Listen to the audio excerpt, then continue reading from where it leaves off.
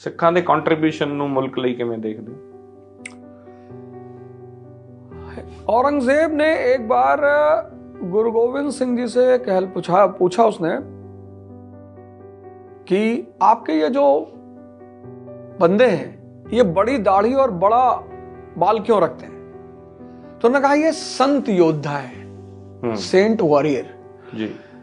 तो सिखिज्म का दो कंट्रीब्यूशन है जो ना तो भारत उससे ऊपर जा सकता है ना ये पूरी दुनिया जा सकती है। पहला कंट्रीब्यूशन ये है गुरु नानक देव जी से गुरु अर्जुन देव जी तक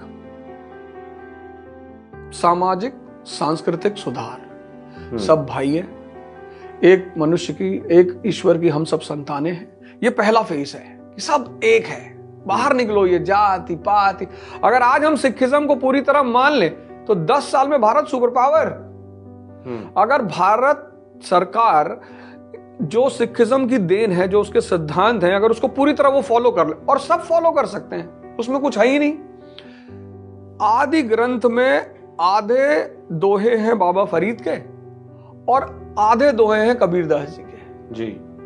तो वो कोई ये नहीं कह सकता कि ये हिंदुओं की है या मुसलमानों की, वो मानवता की है।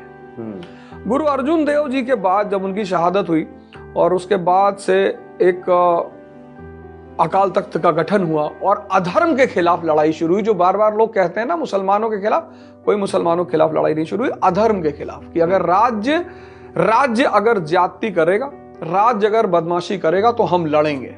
और उसका जो पीक पहुंचा वो गुरु गोविंद सिंह साहब तक पहुंचा। एक मैं थोड़ी गल टोक रहा, अक्सर चर्चा हुंदी कि इस्लाम नाल लड़ाई है, मुगलों नाल लड़ाई है। इस गल दा डिफरेंस ते जो तुसी कह रहे हो कि अधर्म दी लड़ाई सी, थोड़ा इन्हू एक्सप्लेन करो गल। ये मानवता की लड़ाई है। जब राजा फेल करेगा तो संत तलवार उठाएगा।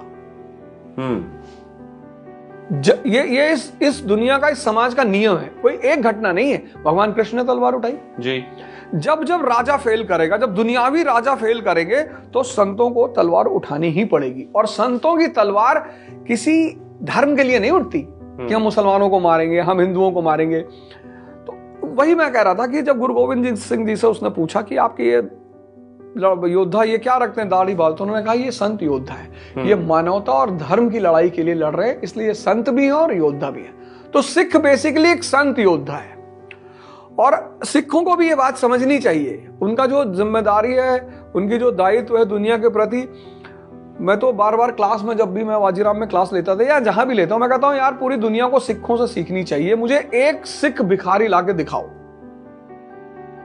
जब वो कौम अपने आप को इतना उठा सकती है, आगे बढ़ा सकती है, पूरी दुनिया में तो बिजनेस पे उनका कब्जा है। आप कहीं भी चले आओ, मैं बंगला साहिब गुरुद्वारे ठंडक में जब जाता हूं तो वहां सब लाइन लगा के खड़े हैं कंबल लेने के लिए, खाना लेने के लिए। उसमें कोई सरदार नहीं है।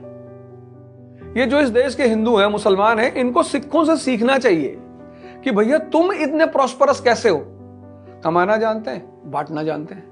तो जिस कौम को कमाना, अपनी मेहनत का कमाना और फिर अपनी मेहनत का बांटना, यहां लोग अपने भाई को नहीं खिला पा रहे, अपने परिवार में नहीं खिला पा रहे, अपने माँ बाप को ओल्ड एज होम में रख रहे हैं। तो अगर उस समाज का, उस धर्म का अध्ययन किया जाएगा तो बहुत सारी बातें बाहर निकल कर आएंगी। और सिखिज्म का सिद्धांत कि गुरु होना चाहिए, वही पूरा उनका जो बेसिक सिद्धांत है वो यही है कि हमारी आदि ग्रंथ वो फाइनल 11वीं गुरु है। लेकिन उसको एक्सप्लेन करने के लिए, समझाने के लिए, क्योंकि वो तत्व ज्ञान है, मेटाफिजिक्स है, वो हर आदमी नहीं समझ पाएगा। तो उसको समझाने के लिए एक फिजिकल गुरु सबको ढूंढना ही चाहिए। और अगर ऐसा हुआ भारत में तो हम अगले 10 साल में एक बहुत अच्छी स्थिति में पहुंच जाएंगे।